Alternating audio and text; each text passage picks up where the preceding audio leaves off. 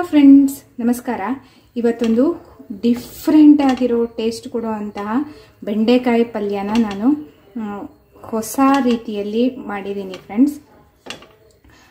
ಈ ಪಲ್ಯ ಹೇಗೆ ಮಾಡೋದು, ಏನೇನು ಐಟಮ್ಸ್ ಹಾಕಬೇಕು ಅಂತ ನೋಡೋದಕ್ಕಿಂತ ಮುಂಚೆ ನೀವು ಇದೇ ಫಸ್ಟ್ ಟೈಮ್ ನನ್ನ ಚಾನಲ್ನ ವಿಡಿಯೋನ ನೋಡ್ತಿರೋದು ಅಂತ ಆದರೆ ನನ್ನ ಚಾನಲ್ AVK ಹಾಬಿ ಐಡಿಯಾಸ್ಗೆ ಸಬ್ಸ್ಕ್ರೈಬ್ ಆಗೋದಕ್ಕೆ ಮರಿಬೇಡಿ. ಹಾಗೂ ಪಕ್ಕದಲ್ಲೇ ಇರೋ ಬೆಲ್ ಬಟನ್ನ ಕ್ಲಿಕ್ ಮಾಡಿ ಆಲ್ ಅಂತ ಆಪ್ಷನ್ ಚೂಸ್ ಮಾಡಿದರೆ ನಾನು ಹಾಕೋ ಪ್ರತಿ ವಿಡಿಯೋದ ನೋಟಿಫಿಕೇಷನ್ ನಿಮಗೆ ಬರುತ್ತೆ. ಮತ್ತು ಎಲ್ಲರಿಗಿಂತ ಮುಂಚಿತವಾಗಿ ನಿಮಗೆ ವಿಡಿಯೋನೂ ಸಹ ನೋಡೋದಕ್ಕೆ ಸಹಾಯ ಆಗಿರುತ್ತೆ. ಬನ್ನಿ ಫ್ರೆಂಡ್ಸ್, ಇವಾಗ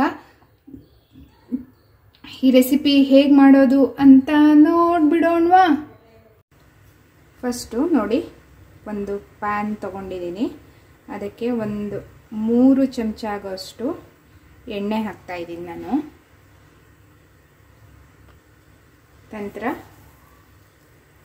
ಸಾಸಿವೆ ಕಾಳು ಅರ್ಧ ಚಮಚ, ಮತ್ತು ಒಂದು 3/4 ಚಮಚ ಆಗೋಷ್ಟು ಉದ್ದಿನಬೇಳೆ, ಒಂದು 1/4 ಚಮಚ ಆಗೋಷ್ಟು ಕಡಲೆಬೇಳೆ ಹಾಕ್ತಾಯಿದ್ದೀನಿ. ನೋಡಿ, ನಾನಿಲ್ಲಿ ಒಂದೇ ಒಂದು ಒಣ ಮೆಣಸನ್ನ ಕಟ್ ಮಾಡಿ ಹಾಕಿದ್ದೀನಿ. ನೆಕ್ಸ್ಟು ಕರಿಬೇವು,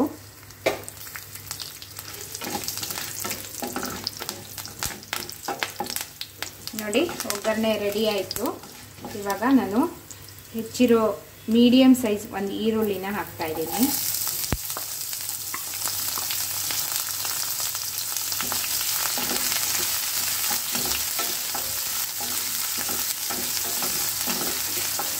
ಚೆನ್ನಾಗಿ ಈರುಳ್ಳಿ ಟ್ರಾನ್ಸ್ಪರೆಂಟ್ ಆಗೋವರೆಗೂ ಹೀಗೆ ಫ್ರೈ ಮಾಡ್ಕೋಬೇಕು.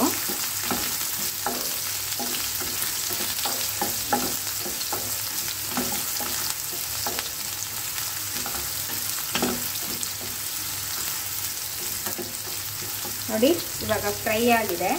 ಇದಕ್ಕೆ ನಾನು ಹೆಚ್ಚಿರೋ ಅರ್ಧ kg ಆಗೋಷ್ಟು ಬೆಂಡೆಕಾಯಿನ ಹಾಕ್ತಾಯಿದ್ದೀನಿ.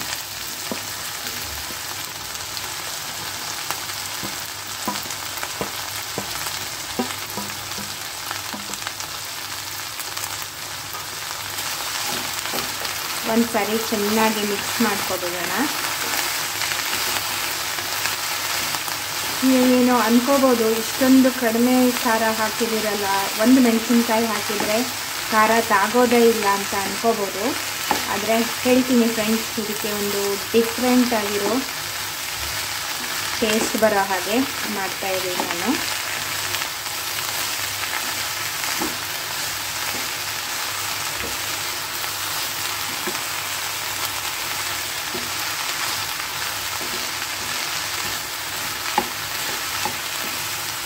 ಇದನ್ನು ಇವಾಗ ಚೆನ್ನಾಗಿ ಫ್ರೈ ಮಾಡ್ಕೋಬೇಕು.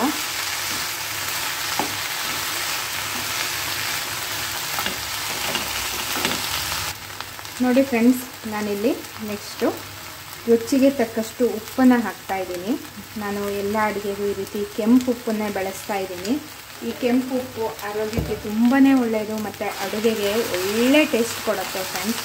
ನೀವು ಗೋಕರ್ಣ ಉಪ್ಪು ಅಂತ ಕೇಳಿದರೆ ಕೊಡ್ತಾರೆ. ಇವಾಗ ನೋಡಿ, ಸ್ವಲ್ಪ ಲೋಳೆ ಎಲ್ಲ ಬಿಟ್ಕೋತಾ ಇದೆ. ಚೆನ್ನಾಗಿ ಫ್ರೈ ಆಗಬೇಕು.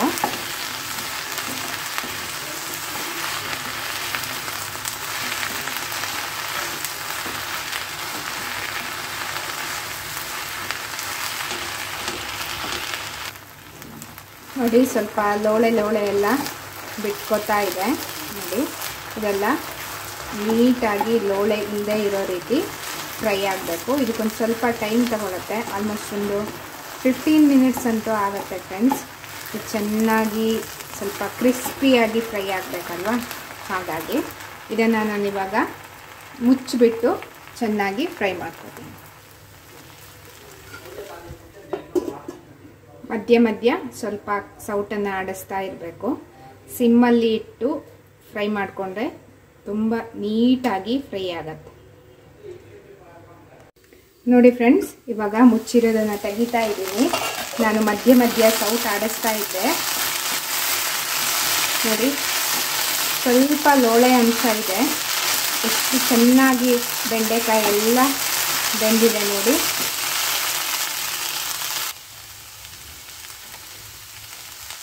ನೋಡಿ ನಾನಿವಾಗ ಹುಳಿಗೆ ಅಂತ ವಾಟೆ ಪುಡಿನ ಹಾಕ್ತಾ ಇದ್ದೀನಿ ಫ್ರೆಂಡ್ಸ್. ಇದು ನಿಮಗೆ ಅಂಗಡಿಗಳಲ್ಲೆಲ್ಲ ಸಿಗತ್ತೆ, ಆರ್ಗ್ಯಾನಿಕ್ ಅಂಗಡಿಗಳಲ್ಲೆಲ್ಲ. ಅಕಸ್ಮಾತ್ ನಿಮಗೆ ಸಿಗಲಿಲ್ಲ ಅಂತಂದರೆ ನೀವು ಮಾವಿನ ಪುಡಿ, ಆಮ್ಚೂರ್ ಪುಡಿ ಅಂತೇನು ಹೇಳ್ತೀವಲ್ಲ ಅದನ್ನು ಹಾಕ್ಕೋಬೋದು. ಇವಾಗ ಚೆನ್ನಾಗಿ ಮಿಕ್ಸ್ ಮಾಡೋಣ. ಹುಳಿ ಹಾಕೋದ್ರಿಂದ ಸ್ವಲ್ಪ ಲೋಳೆ ಅಂಶ ಎಲ್ಲ ಬೇಗ ಬಿಟ್ಬಿಡತ್ತೆ. ಒಂದು 5 ನಿಮಿಷ ಚೆನ್ನಾಗಿ ಹೀಗೆ ಫ್ರೈ ಮಾಡ್ಕೋಬೇಕು.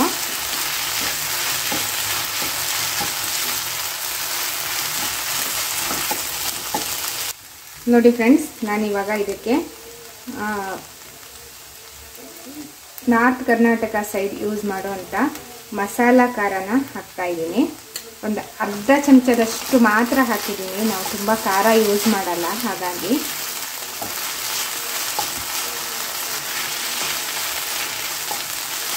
ಚೆನ್ನಾಗಿ ಮಿಕ್ಸ್ ಮಾಡಬೇಕು. ಈ ಮಸಾಲ ಖಾರ ತುಂಬ ಟೇಸ್ಟ್ ಕೊಡುತ್ತೆ ಫ್ರೆಂಡ್ಸ್ ಈ ರೆಸಿಪಿಗೆ. ನೀವು ಯಾವುದೇ ರೀತಿಯ ಪಲ್ಯಗಳನ್ನು ಮಾಡಿಕೊಳ್ಳುವಾಗ ಈ ರೀತಿ ಮಸಾಲ ಖಾರನ ಯೂಸ್ ಮಾಡ್ಬೋದು. ನಿಮ್ಗೆ ಅಕಸ್ಮಾತ್ ಈ ಖಾರ ಸಿಗಲಿಲ್ಲ ಅಂದರೆ ಈಗ ಆನ್ಲೈನಲ್ಲಿ ಎಲ್ಲ ಮಾಡಿ ಕಳಿಸೋರು ಇರ್ತಾರೆ, ಚೆಕ್ ಮಾಡಿದರೆ ನಿಮಗೆ ಸಿಗತ್ತೆ. ಅಕಸ್ಮಾತ್ ಅದು ಸಾಧ್ಯವಾಗಲಿಲ್ಲ ಅಂತಂದರೆ ನಿಮಗೆ ಈ MTRದು ಒಂದು ಮಸಾಲ ಪೌಡ್ರ್ ಬರುತ್ತೆ, ಅದು ಸಹ ತುಂಬ ಟೇಸ್ಟ್ ಕೊಡುತ್ತೆ. ಅದನ್ನು ಸಹ ನೀವು ಉಪಯೋಗಿಸ್ಕೊಳ್ಬೋದು. ನೋಡಿ ಲೋಳೆ ಎಲ್ಲ ಎಷ್ಟು ನೀಟಾಗಿ ಬಿಟ್ಟಿದೆ.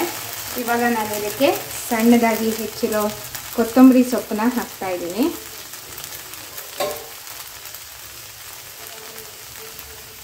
ಮತ್ತು ಒಂದು ಚೂರು ಕಾಯಿ ತುರಿನ ಹಾಕ್ತಾಯಿದ್ದೀನಿ. ಇವಾಗ ಚೆನ್ನಾಗಿ ಮಿಕ್ಸ್ ಮಾಡೋಣ. ಈ ಮಸಾಲ ಖಾರ ಮತ್ತು ಕೊತ್ತಂಬರಿ ಸೊಪ್ಪಿನ ಘಮ ಎಲ್ಲನೂ ಸೇರಿಕೊಂಡು ಒಳ್ಳೆ ರುಚಿ ಕೊಡುತ್ತೆ ಫ್ರೆಂಡ್ಸ್. ಈ ಪಲ್ಯ ನಿಮಗೆ ಖಂಡಿತ ಇಷ್ಟ ಆಗುತ್ತೆ. ಒಮ್ಮೆ ಟ್ರೈ ಮಾಡಿ ನೋಡಿ. ಈ ರೀತಿಯಾಗಿ ಡಿಫ್ರೆಂಟ್ ಆಗಿರೋ ಸ್ಟೈಲಲ್ಲಿ ಬೆಂಡೆಕಾಯಿ ಪಲ್ಯನ ನೋಡಿ ಫ್ರೆಂಡ್ಸ್. ಇವಾಗ ರುಚಿಕರವಾಗಿರೋಂಥ ಬೆಂಡೆಕಾಯಿ ಪಲ್ಯ ರೆಡಿಯಾಗಿದೆ. ನಿಮಗೆಲ್ಲ ಖಂಡಿತ ಇಷ್ಟ ಆಗುತ್ತೆ. ನೀವೊಮ್ಮೆ ಇದನ್ನ ಖಂಡಿತ ಟ್ರೈ ಮಾಡಿ ಅಂತ ನಾನು ಮತ್ತೊಮ್ಮೆ ಹೇಳ್ತಾ ಇದ್ದೀನಿ. ನಿಮ್ಮ ಫ್ಯಾಮಿಲಿ ಫ್ರೆಂಡ್ಸ್ ಎಲ್ರಿಗೂ ಈ ವಿಡಿಯೋನ ಶೇರ್ ಮಾಡಿ. ಇದರಿಂದ ಅವರಿಗೂ ಸಹ ಒಂದು ರುಚಿಕರವಾಗಿರುವಂಥ ಡಿಫ್ರೆಂಟ್ ಟೇಸ್ಟ್ ಬರುವಂಥ ಪಲ್ಯ ಮಾಡೋದು ಹೇಗೆ ಅನ್ನೋದು ಗೊತ್ತಾಗುತ್ತೆ.